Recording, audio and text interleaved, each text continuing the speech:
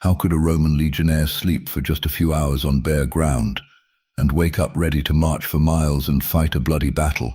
The answer isn't simply toughness or willpower. Behind the ordinary rest of an ancient soldier lay a complex, carefully engineered system that governed every hour of the night. Discipline in the Roman army didn't end at sundown.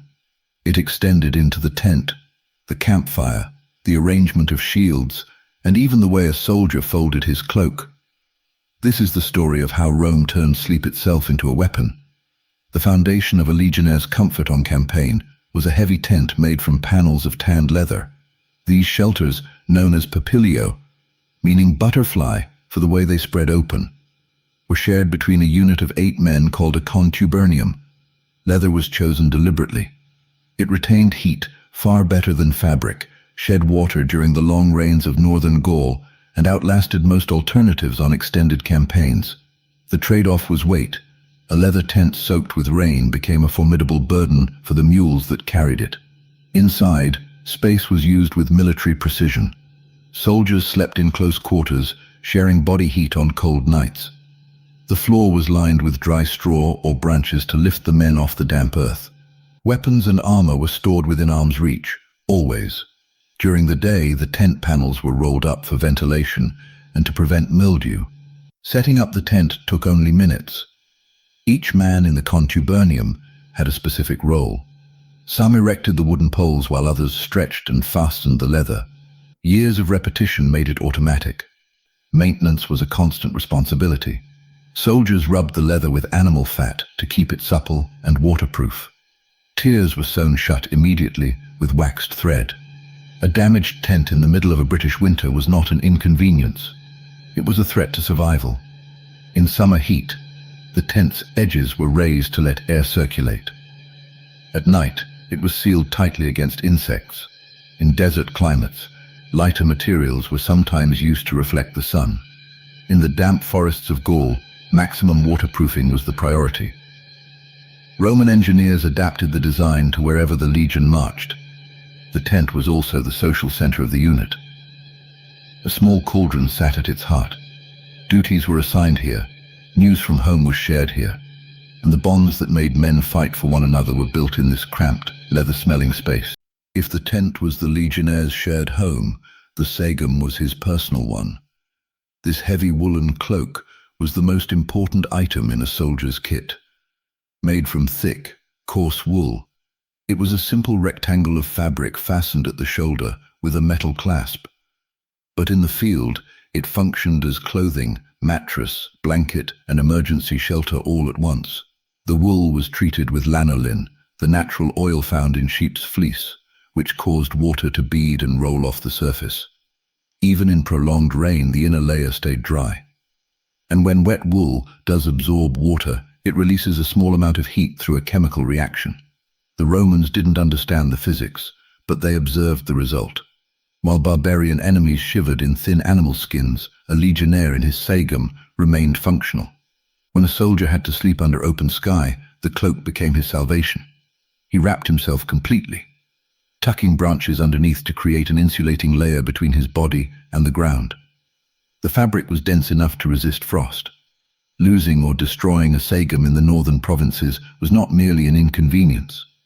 Veterans understood it as a potential death sentence. Keeping the cloak clean was a matter of survival, not vanity.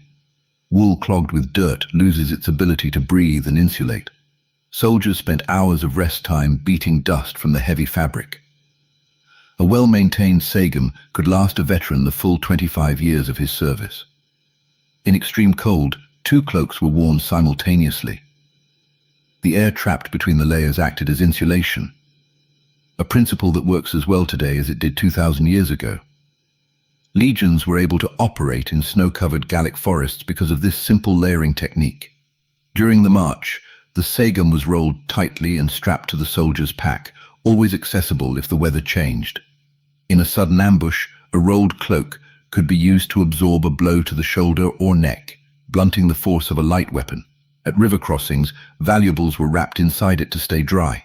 It was, without exaggeration, the most versatile piece of equipment the Roman army carried. The scutum, the large, curved Roman shield, was built for battle. but it served the legionnaire at night as well. Its curved shape created a natural canopy. Soldiers placed the shield with its convex face upward over their heads, creating a dry pocket of space that deflected moisture.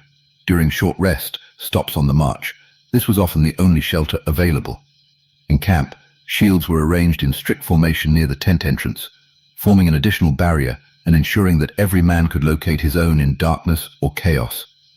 Personal items, a small ration of hardtack, a repair tool, were sometimes stored on the shield's inner face.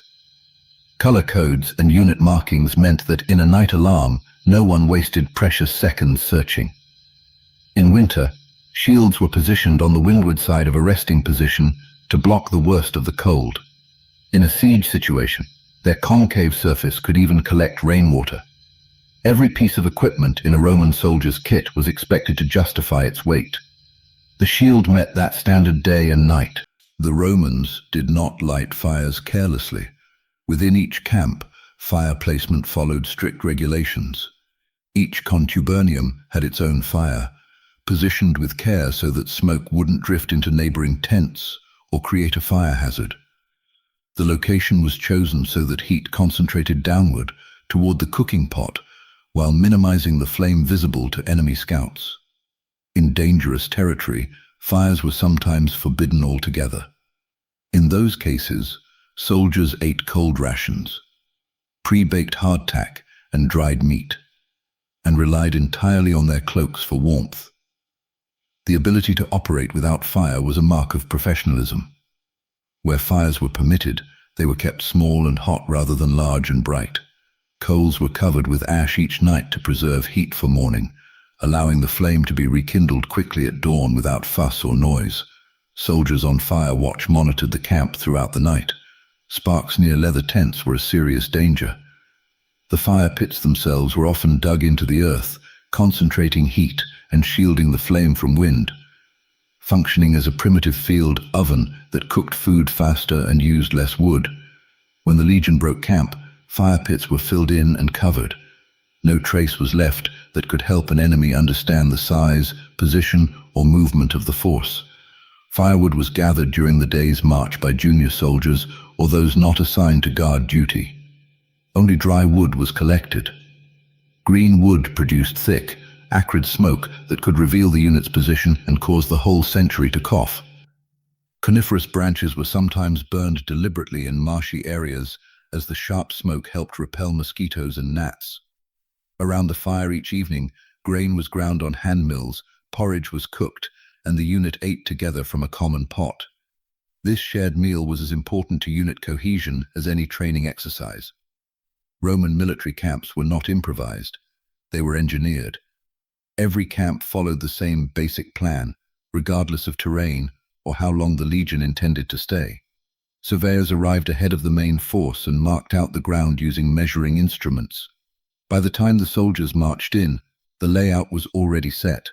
Streets were straight and wide enough for rapid troop movement. The central zone, quietest and most protected, housed the senior officers and the legion's standards. Ordinary soldiers slept in units, arranged between the center and the outer walls, forming a living perimeter. A deliberate gap was left between the tents and the rampart so that enemy arrows could not reach sleeping men, and so that troops could form up quickly to repel an attack. Trenches were dug around the perimeter. Drainage ditches were cut around individual tents in wet weather. Each unit was responsible for the cleanliness of its own section. Hygiene wasn't squeamishness. It was disease prevention, and disease could destroy a legion faster than any enemy. Even for a single night's stop, the full camp was constructed. This rule was never compromised. The effort of building a proper camp was considered as essential as any military task. Inside the tents, soldiers slept with their heads toward the exit for rapid response. Equipment was arranged in a fixed order. No one cluttered the aisles. Sleep discipline was written into the military code. The sleeping legion was never unguarded. The night was divided into 4 shifts, each approximately 3 hours long, called vigiliae. The change of shift was marked by a trumpet signal, the only reliable way to track time in darkness. Sentries were required to stand upright, motionless and alert. Sitting, leaning on a spear, or closing one's eyes was not a lapse. It was a capital offense. The sleeping men in the tents behind them had placed their lives entirely in the hands of those standing on the walls. That weight was not theoretical. Special officers, the Tesserariae, made regular inspection rounds, collecting wooden tablets passed between sentries in a chain. If a tablet failed to arrive at headquarters by morning, it triggered an immediate investigation. The mathematical precision of this system made it nearly impossible to fake compliance. Passwords changed every night. The commander chose the word, often the name of a god or a battle cry, and it was passed down the chain of command to every soldier. Anyone who could not produce the correct password at a checkpoint was detained or killed on the spot. Enemy infiltration was not a theoretical concern. It was actively prevented. Lighting on the ramparts was minimal. Bright fires would blind the defenders and make the camp's layout visible to enemies at a distance. The sentries operated in near darkness, relying on trained hearing and their intimate knowledge of the terrain immediately outside the walls. Recruits were taught to distinguish the normal sounds of a forest from the cautious movements of a scout. Veterans could do it in their sleep. Almost literally.